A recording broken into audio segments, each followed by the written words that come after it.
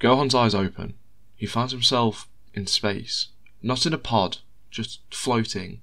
At first the boy panics, but then two bright lights catch his attention. As they erupt into distance, a warm orange light on the left, and a cold crimson red on the right. Gohan looks towards both lights, watching as they both grow bigger and bigger. Gohan watches as the two sources of light struggle against one another, as if clashing and fighting for power. He watches the two light sources battle it out for a few seconds, before the image of his uncle comes to his mind, and rage boils throughout his entire body.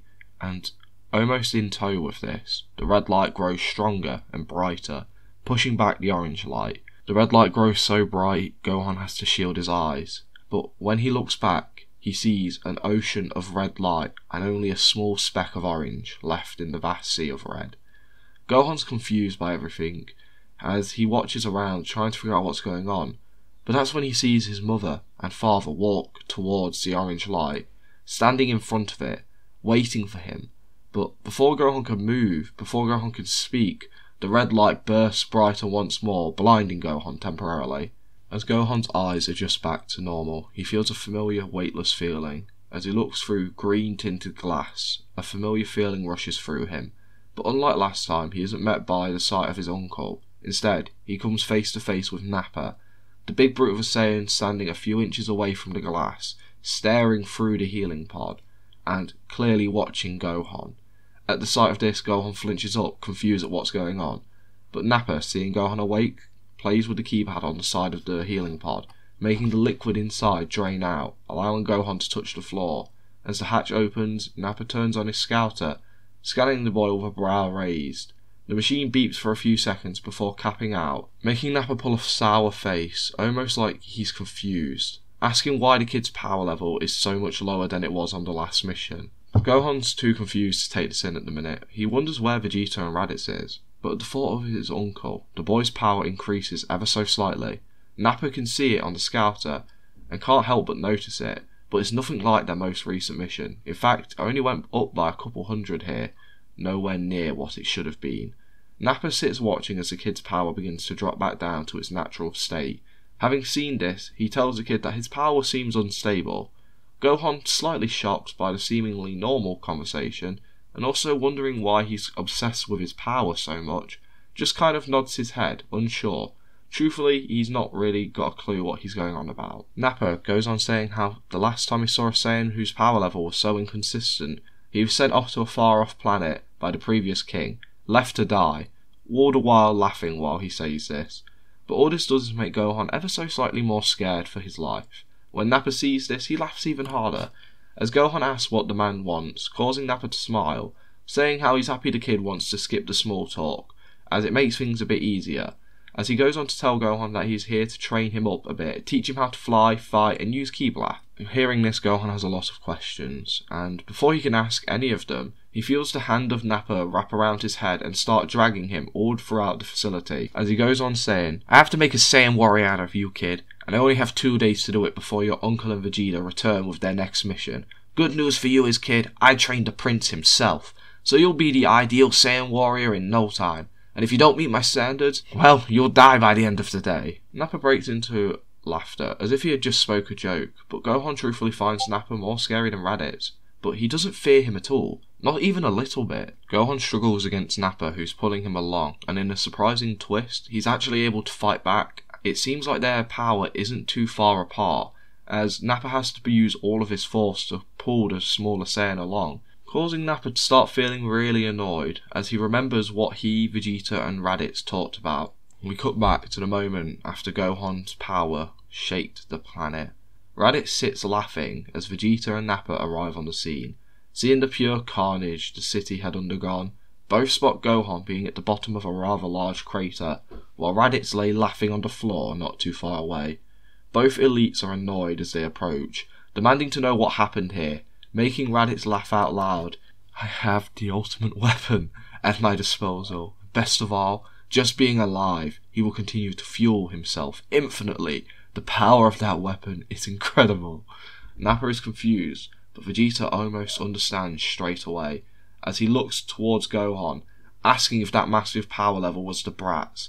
Raditz nods, causing both elites to look on in disbelief. Nappa says that a power level like that is impossible from a low class, especially a child. His scouter must have read it wrong, causing Raditz to ask how it's possible all of their scouters are broken, and they all read the same number, making the Bigger Saiyan angry, wanting to hit the man, something Raditz can see, but unlike before, he doesn't fear Nappa, nor Vegeta. Now he has Gohan, a living weapon, which will fight purely to kill him, meaning he won't let anyone else harm him.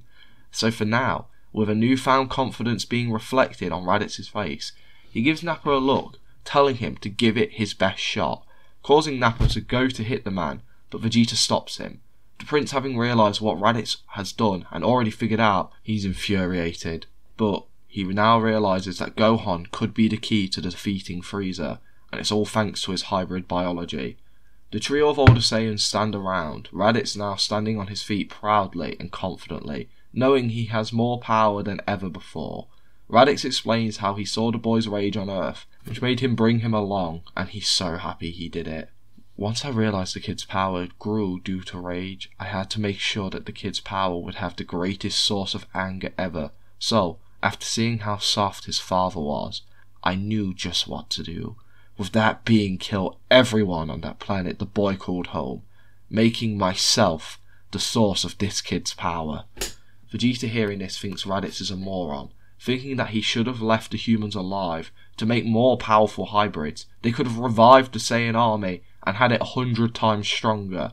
Looking at Raditz about to speak to call the man out for what he had done, he realises that this was Raditz's plan.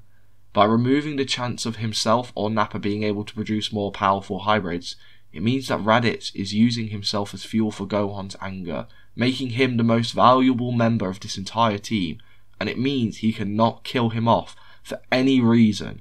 Vegeta feels rage like never before. He feels his blood boil, and he lifts his hand up towards Raditz, wanting to blow his head off with a single ki blast, as he charges energy in his hands, trying to scare Raditz. But the man doesn't move. He doesn't flinch. He's unshaken, as he now knows Gohan's power is everyone's best shot at killing Frieza. As much as Vegeta hates it, he can see it in the Prince's eyes. He knows he hates every moment of this, and this makes this all the more sweet for him, as Vegeta soon turns his hand away from Raditz, aiming towards the remains of the city, firing off a ki blast which destroys whatever building still left standing. We cut back to Nappa pulling Gohan along, struggling against the boy's power. Nappa thinks back on this moment. He hates the thought of relying on a kid to avenge the entire Saiyan race, and free him from under the foot of Frieza, but Vegeta ordered Nappa to get him more combat trained, since the kid clearly knew nothing about fighting, and also decided that they will hold off on assaulting Frieza until they have better access to the kid's power. When he's able to access it at will, then they will strike. Then they will avenge their entire race. So for now, it's Nappa's job to learn what gets this kid to tick, and make sure that he knows the right buttons to press to get this nuke to go off. So, with Gohan struggling, Nappa decides to try something else. He doesn't resort to violence. Instead, he turns to the boy, saying that if he doesn't stop, he isn't going to be able to help him kill his uncle, causing Gohan to stop struggling as he looks at Nappa interested, asking what he means. This makes Nappa smile, telling Gohan that while he has grown a lot in terms of power, in just a short time, his uncle has also got decades more combat experience, and is still actually the stronger fighter when it comes to power level. So, Nappa wants to help him, make it an even fight. He wants to help the kid avenge his race by closing the gap in power, and in combat experience. Hearing this, a twisted grin goes on Gohan's face. The idea of being able to fight on a level playing field with his uncle, and avenge his mother and father, sounds amazing to him. Asking where do they begin. Over on a nearby Frieza planet, Raditz and Vegeta walk through a building, not speaking a word with one another. Vegeta is still furious with Raditz. He isn't sure how to act. He also hates the idea of relying on a kid, but when that kid's power level broke the 6-digit mark, he knew he was the only way they're ever going to beat Frieza reliably. So as the two walk through the building, eventually they find themselves on the other end of a door. As they walk into the room, both drop to one knee swiftly after entering, not speaking a word and keeping their eyes to the floor, as a voice booms out over them asking why their report on the last mission shows unneeded damage to the planet, and that they had used 4 attack pods. Raditz feels nervous, unsure of how to answer. After all, even though he feels like he's got the bigger cannon now against Vegeta and Raditz, Frieza is a whole different ballpark. Luckily for Raditz, Vegeta takes the lead, as he speaks up apologising to Frieza, saying that the damage was unnecessary, yes, but unavoidable, due to their newest member having lost control of his power. Hearing this, Frieza raises his non-existent eyebrows, asking what he means by newest member. Vegeta goes on saying, "Well, recently Raditz here went off on a mission to find his brother to recruit him. However, he was unsuccessful in doing so, due to his low-class scum of a brother being a soft-hearted fool. However, he had reproduced, so Raditz recruited the brat, but forgot to train him up, which led to him overextending his power. So, for that, we apologise, Frieza, and I apologise for not informing you of his existence sooner. However, I also was unaware of him until the mission had begun." Frieza asks where the child is now, and Vegeta responds sharing how he is currently in a healing pod on another planet. However, he should be out any day now. Frieza nods his head, saying that if the brat is to survive the next mission, he would like to meet him, making both Saiyans shout yes, as Frieza goes on to share the details of the next mission, being a simple conquering mission on a random planet. As they thank Frieza for his time, they turn to leave, which is when Frieza reminds them that they would love to meet another surviving member of the Saiyan race. Meanwhile, back with Gohan and Nappa, we see the younger of the two in a room lit by a single red light, fighting off a Cyberman. Gohan is fatigued and struggling to breathe as he hardly fends for himself against the singular threat as Nappa watches from the corner of a room, shouting out things which aren't all that helpful, telling Gohan to dodge, fight back every now and again, and this does nothing but distract Gohan more than anything else, and truthfully he has no idea what's going on. He has never fought out of choice, only out of requirement or rage, and when he has fought like that, he's normally been more powerful than his opponent. A Cyberman currently is not stronger than him, it's clearly weaker and slower, but Gohan has no idea how to stand his feet or hold his arms. Even his posture feels off, and every time he stops to try and figure out how to hold himself, the Cyberman hits him, making sure that Gohan has no time to think. Nappa from the side is confused. He knows Gohan's power is much higher than the average Cyberman, so he can't figure out why the kid is struggling.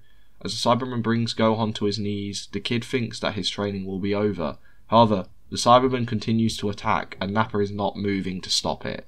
Gohan looks in the direction of Nappa, as if asking are they still continuing the training, causing Nappa to respond, "You wanted to learn to fight. Instead, all that's happened is you have stood around and getting your ass kicked. Not very Saiyan-like, if you ask me. And if you remember back to what I said earlier, if you weren't up to scratch, you would die in this training. It seems like that's what's gonna happen." Gohan feels anger.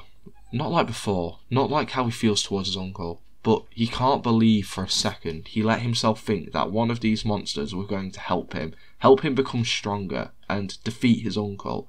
As he feels the Cyberman continuously kicking into his stomach, Gohan closes his eyes, ready to embrace death at the hands of this green gremlin. No. No. No, is all Gohan can think. He refuses to die here, at the hands of some strange creature while his uncle gets to live. He promised his parents his home, so he can't die until Raditz has. With Gohan solely thinking this, his power begins to rise, reaching heights that even Nappa is impressed by. However, still not what it was on the last mission, but Gohan's power capping out at 5 digits is all the boy needs. So all he does is look at the Cyberman and accidentally use some ki, causing him to use a ki and the Cyberman to explode. As the room around them is destroyed in this one singular attack, not only does it destroy the room, but also parts of the roof above them. The whole base shakes at the power of this, as the rubble falls all around them. After a few seconds, the rubble settles, and Nappa appears out from underneath it, holding Gohan, pulling the boy to the surface, screaming out, "Now that's more Saiyan-like!" before breaking into laughter. Gohan, who is exhausted, breaks a small smile, feeling stronger than ever before, and thinking to himself that surely he has the power now to kill his uncle. As the day passes, Gohan and Nappa continue to train with one another, Nappa helping the kid learn to fly by throwing him across the planet and making sure that if he lands he will die, meaning that Gohan picked it up pretty fast, and also teaching him how to use Ki Blast by blasting a nearby mountain, slowly destroying it together, with Nappa even showing off his giant explosion too, which completely destroys the mountain and another one nearby, something which the younger Gohan finds pretty cool. It's weird, he feels as if that was amazing, but before he would have found it scary. And after a long day of training, Gohan is tired and hungry. So, Nappa and Gohan sit and eat. And at this moment, Gohan gets a chance to learn more about the Saiyan race from Nappa. Nappa having become someone Gohan doesn't trust, but someone he gets along with. And that's a start. He learns of the Saiyans being conquerors, savages, while working under the foot of Lord Frieza. This leading to Gohan learning more about Frieza as a whole, with Nappa showing traces of fear while he talks about Frieza, something which quite truthfully confuses Gohan, as he wonders how bad this Frieza must be. Having heard some stories about the Saiyan race, he is curious to know more, so asks Nappa questions about the race and the technology they use. Nappa is happily able to answer any question about the Saiyans. However, he struggles to answer much about the tech stuff, but to his credit he tries his best. After each Saiyan eats a mountain of food, the night comes and goes, with them continuing their training the next day. Gohan managing to hold off multiple Cybermen at once now, his power level having increased ever so slightly, but having dropped from the 5-digit number it was once at, with Gohan being able to defeat all the Cybermen with one punch, killing them in an instant. As Gohan gets stronger and stronger, Nappa wants to start joining in with this training. He wants to battle this kid. He's actually quite impressive now that he's starting to get some footwork under him. And Gohan's power is quite close to Nappa's. However, before they get a chance to have a little bit of a spar, the 2 days pass by in a flash of an eye, with Gohan having learned to fly, fight, and use Ki Blast. However, his power has long since dropped from that 5-digit threshold, and now is once again below Nappa's. But it's clear that he's growing stronger each day, and thanks to the time training the kid, Nappa now knows how to activate this massive power in him, which was the main objective he was given. As the second day comes to a close, Vegeta and Raditz arrive on the Frieza planet that Gohan and Nappa were training on. Arriving, they are greeted by Nappa, who had left Gohan to train against some Cybermen, not only to learn what Frieza wanted, but also to give a report on Gohan's power, showing how even with a small bit of training, and not very good training at that, the kid's power has actually gone up a fair bit, now being at a power level of about 3,700, at least when he's not activated whatever that hidden rage inside of him is.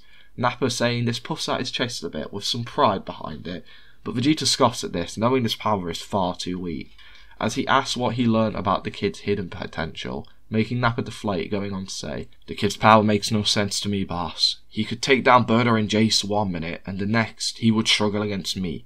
I can't really make heads or tails of it, but what I can tell you is that just the mere thought of Raditz helped increase his power, even just a little bit. So it seems like Raditz's plan did work. But I learned one thing, when the kid's backed against the wall, his power can increase massively. Not like on our last mission, but definitely increased by 3 times at best. So at least if worst comes to worst, we can use that. But I think for now our best bet is to wait until the kid's power is much higher, before we make any of our next moves." Vegeta is slightly shocked to see Nappa has put so much thought into things. He hates the idea of having to wait. He has a nuke in his hands, and he's not able to use it, but he knows that the hybrid's power might be their only way to ever defeat Frieza. But he's not going to just stand by and wait for the kid to grow stronger so he can defeat Frieza. Himself, Raditz, and Nappa will all continue to get stronger, so they don't just have to rely on the kid, and hopefully, himself, the Prince, he can be the one to avenge his race. But for now, they'll have to play the long game. So he tells Nappa to go get the kid, as they have a mission, which is when Nappa brings up another problem. The kid has been going on about fighting Raditz and killing him for a whole day now. I think it's going to be on sight, boss, and truthfully, I can't fault him. Raditz is that kid's Frieza. Vegeta nods his head, sending Nappa to get the kid anyway, as he turns to Raditz, saying how he will have to fight the kid and win. But having actually got a Zenkai off their most recent mission, and the one from Earth, he's actually stronger than Nappa at the minute, so he could probably take Gohan, so he's not too worried. However, he is concerned about not being in the best condition for this upcoming mission, but Vegeta just nods his head and tells Raditz to wait patiently. So as Nappa and Gohan walk towards both Vegeta and Raditz, Gohan's eyes lock onto the long-haired Saiyan from a distance, and within a second Gohan has broke out into a full sprint, running towards his uncle, going to punch him in the face, but before he can land a single hit, Raditz catches the punch, saying that his nephew keeps forgetting his place, but he's fine. This school's 24 hours, and he's willing to put him in his place. Gohan, going to throw a kick to try and change the momentum of the fight, is stopped when Vegeta shouts out telling them to stop their fighting, they have a mission to do. Gohan doesn't have much care for what Vegeta says, while Raditz is confused, having just been told to fight. Vegeta, annoyed they are still at the beginning of this battle, walks in between them and lets out a surge of his energy, knocking both Saiyans away from one another, looking towards Gohan, shouting, "Listen here, if you want to fight Raditz, earn it. On our next mission you have to kill more soldiers than he does. And if you don't, you're not allowed to fight him until after our next mission. And if you have any problems with that, I'll be the one to kill you myself."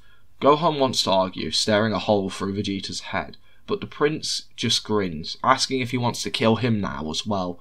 Gohan doesn't say anything, but Vegeta can tell that the kid clearly does. So he warns him that as it stands, he's worth around 4 Raditzes. So he advises that the kid think it over. Gohan is shocked to hear about the difference in power, knowing he won't be able to stand a chance. So he bites his tongue, nodding his head to the agreement. Vegeta looks over to Raditz, who also agrees. As both nephew and uncle look away from one another, Vegeta's happy to see his plan works. The group quickly depart for their next mission. This time, Gohan knows what he needs to do. He can handle himself better now, and he knows he needs to kill his uncle. So to do that, he has to kill anyone on the planet he can find. That thought right there scares Gohan, only for a second. Is he really willing to kill people, just to kill his uncle? Does that not make him just as bad as Raditz?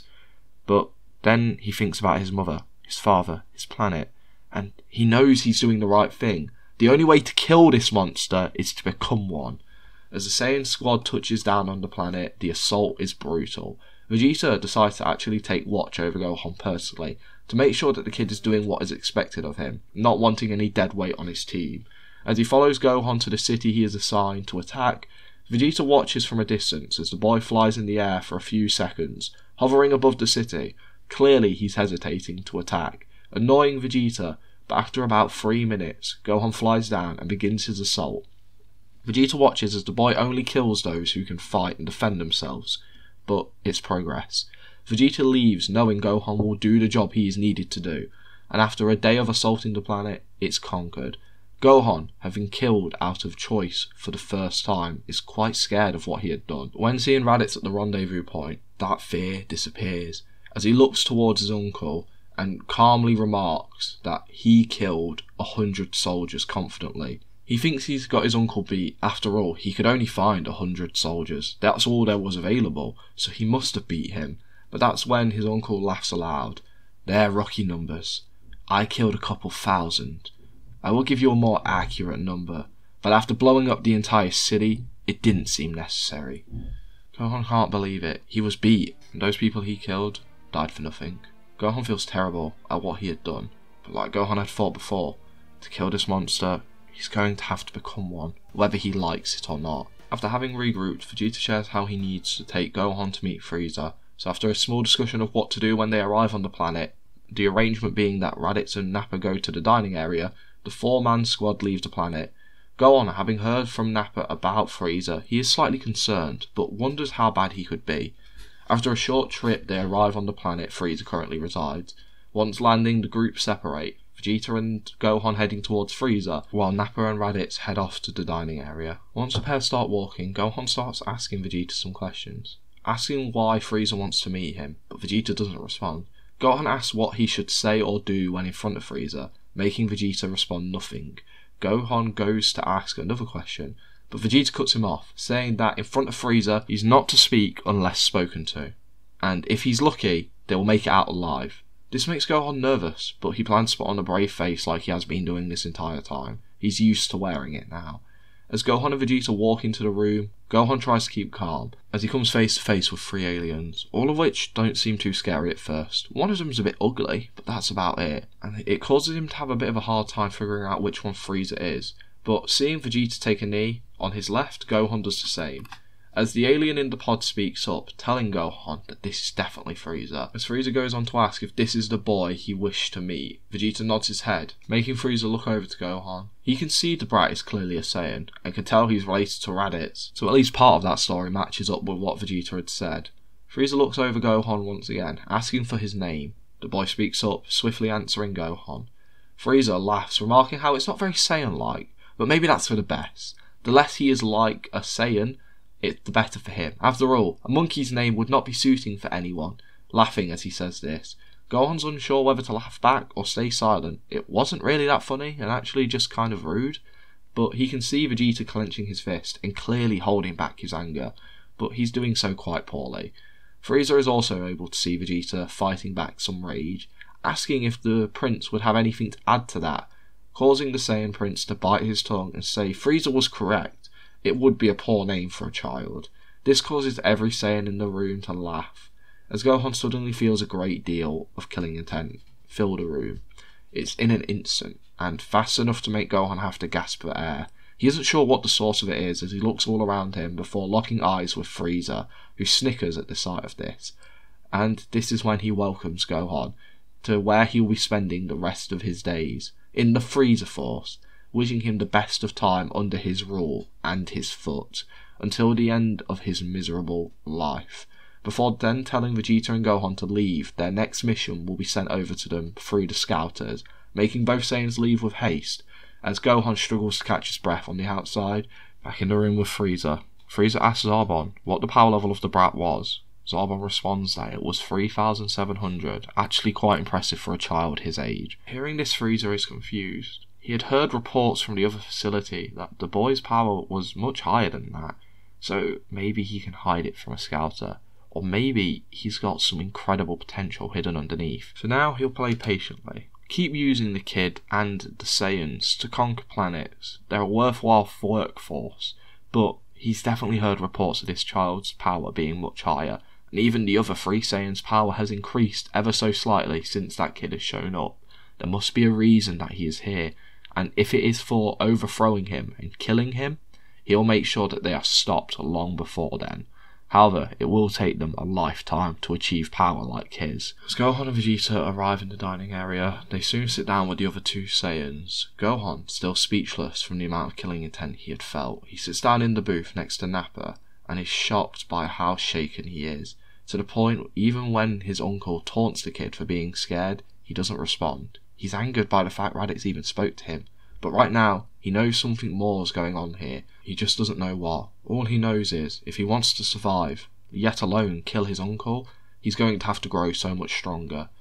Vegeta catches Raditz and Nappa up on what was said in the meeting, remarking that it seems like they've got plenty of time before they can make their next move, so they should play it slow for a while. Raditz nods his head, whereas Nappa kind of disagrees. There is another move they can make, but for now he bites his tongue. He needs to wait for the right moment, but he has a plan B in mind. A Saiyan like Gohan has existed before, and there's a chance he might still be alive, but he can't remember the name of the planet he was sent to. He's going to try and think about it, but he won't bring it up until he has all the details exactly. So, for now, Nappa bites his tongue, not saying a word, just eating some food sat next to Gohan. On Earth, we see the same spiky black hair from before, still having the sound of a heartbeat monitor pinging in the background. However, consistent, not fluctuating, just one steady heartbeat going, as a woman walks around the room cleaning it up, and after doing so, she sits in a chair in the room, staring at the person who is connected to the machine, keeping him alive, begging for him to wake up soon, as she needs him now more than ever. As she looks towards the stars and looking over the remains of a destroyed city, we'll leave this part here for now. That's where I'm going to be leaving things for now. I really hope people enjoyed this part. I loved writing for it. I loved this story and I'm looking forward to reveal more as time goes on. I saw a question last part where it was asking me if I'm going to do the story of Earth. I will be, and it will also be revealed throughout the story. So I just plan on showing you bits as time goes on, and then I'll reveal it all in one big part, which will probably only be like 20 minutes. I say 20 minutes, for me it'll probably end up being 30, but yeah, I'll reveal it all in a part and as time goes on. This all being said, I hope everyone's really enjoying this story. I'm enjoying writing for it. I'm really proud that I've managed to keep consistent this month, even though I've just been doing so by the nick of my hair. That all being said, I hope everyone has a great day, a good night, and hopefully I'll see you all next time. Thanks for coming, guys.